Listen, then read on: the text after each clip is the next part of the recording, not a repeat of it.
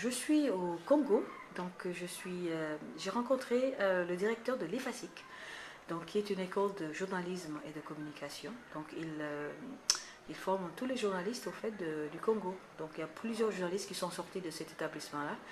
Et donc le recteur de l'université nous a vraiment beaucoup aidé pour Afro Africa, RDC. Donc nous sommes très heureux d'avoir fait ça ici parce que la salle était pleine aujourd'hui. Et donc le recteur a un petit moment pour nous accorder, donc vraiment pour nous expliquer c'est quoi les FASIC et vraiment sa vision pour cet établissement-là. Donc bonjour Monsieur Jean-Lucien. Bonjour madame. Comment vous allez? Merci. Merci vraiment de nous avoir accueillis, c'était très bien ce matin, c'est très busy dans la salle. Parlez-nous un tout petit peu de l'IFASIC. L'Institut facultaire des sciences de l'information et de la communication, on passe de devenir Université des sciences de l'information et de la communication. Et alors nous passons de 2 facultés à 4. Aujourd'hui nous avons une faculté de l'information, sciences de l'information donc, une autre faculté de sciences de la communication, mais avec cet acte juridique de haute portée que nous attendons du côté du chef de l'État, nous aurons 2 autres facultés. Il s'agira des arts, des spectacles et cinéma et le management des entreprises des médias. Donc nous aurons au total d'ici la fin du premier semestre de cette année 4 facultés.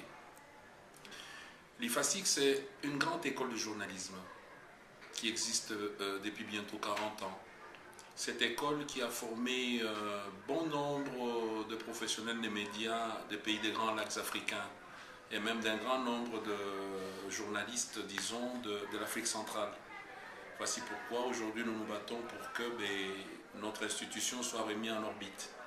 Et avec le ministère de la Coopération régionale et internationale, je fais de mon mieux. J'ai déjà préparé un dossier bien ficelé afin que nous reprenions notre place comme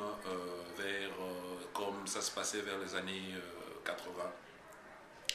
Et ce qui est vrai de toutes les institutions de la place, au sein desquelles se tiennent des départements journalisme et autres communications, eh bien ce sont les professeurs d'ici qui vont dépanner tous les autres.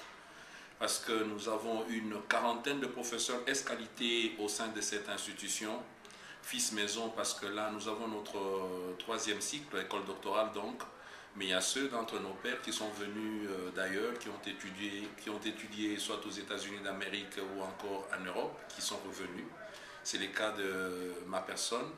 C'est depuis le début des années 90, dès mon retour d'Europe, que j'ai pris mes premiers enseignements ici. Et j'avais des étudiants qui venaient d'un peu partout d'Afrique.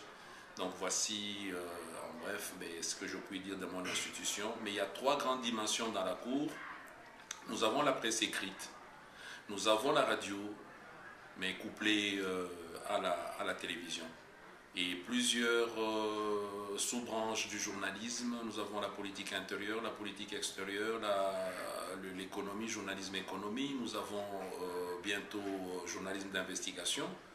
Et du côté de la communication, il y a la communication sociale, la communication des organisations, la communication des entreprises. Et depuis bientôt 2 années, 3, eh bien, nous avons les multimédias sur le site. Donc la particularité chez nous, nous avons toutes les spécialités du monde de l'information et de la communication. Quel est le genre de support l'IFASIC dont a besoin aujourd'hui? Quelles sont les urgences? Les urgences, c'est en termes de bâtiments. Depuis bientôt 37-38 ans, il n'y a pas eu une seule pierre dans la cour. Depuis notre avènement à la tête de cette institution, eh bien, nous avons, avec de fonds propres, entrepris un gros chantier et nous en sommes pratiquement au dernier étage pour cette première phase. Vous avez 3000 étudiants, c'est ça? Oui, nous avons 3000 étudiants et sur le 3000, il y a plus ou moins 2680 étudiantes. Donc les genders s'imposent à moi. Je ne l'ai pas choisi. Il y a plus de femmes dans la cour que d'hommes. Et bientôt les laboratoires et autres. Nous avons déjà recueilli un grand nombre de matériels, outils pédagogiques que nous entreposons. Et voici pourquoi dans 2 mois, si tout marche bien, je démarre un autre chantier, un vaste auditoire de plus de 850 places assises. Parce que le souci, c'est de voir les étudiants travailler dans de bonnes conditions. Vous avez aussi une vision sur les nouvelles technologies, c'est ça? Oui, oui. un parc de machines nous attendons et une grande salle de telle manière que chaque étudiant puisse avoir une machine à la portée de sa main. Indépendamment de la construction, nous avons aussi un autre souci, celui de l'acquisition du matériel pédagogique, parce que nous pensons que la théorisation seule ne suffit pas. Il faudra bien que, au nom de la professionnalisation, tous ceux qui sortent de notre institution soient sur le marché de l'emploi véritablement compétitifs. Vous avez participé à Afro Africa aujourd'hui. Vous avez vu comment les étudiants étaient très excités pour avoir leur mot à dire.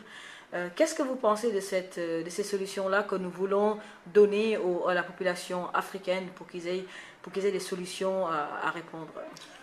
C'est une très bonne chose pour moi parce que je suis à l'honneur, comme j'ai eu à l'épingler ce matin, lorsque nous démarrions la journée, parce que nous formons ici ceux qui, du monde des médias, sont appelés à éduquer, à former et à informer. Parce que chez nous, ce sont ces trois objectifs du point de vue de la formation. Ceux qui sortent de chez nous sont appelés à former à leur tour, ce sont des formateurs. Ils sont appelés à éduquer, ce sont des éducateurs. Et ils sont appelés à informer. Ce sont des ingénieurs de la société en somme qui sortent d'ici. Et c'est bien qu'ils puissent maîtriser un certain nombre de questions brûlantes d'actualité. Et je pense que les questions environnementales ne sont pas le moindre. Surtout que nous sommes partie intégrante du village planétaire. Même si nous disons que nous ne polluerons pas, eh bien nous subissons le contre-coup de ce qui se passe ailleurs. Mais nous devons surtout, comme certains et dans la salle ont soulevé la dimension, l'aspect de l'éducation, parce qu'il faudrait que, au lieu de penser toujours au gouvernement, à l'autre, mais nous-mêmes, qu'est-ce que nous faisons pour que notre milieu soit sain?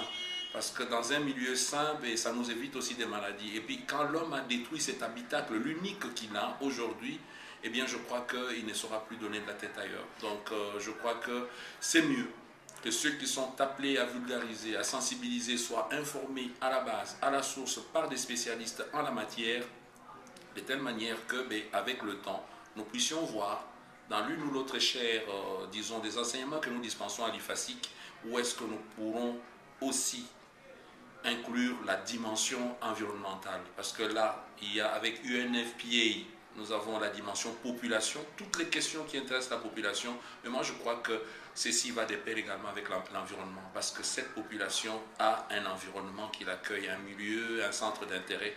Voici pourquoi je pense que du côté UNFPA, comme nous avons déjà un début de programme avec cette institution du système des Nations Unies, nous pourrons allier l'utile à l'agréable en mettant côte à côte question population plus environnement.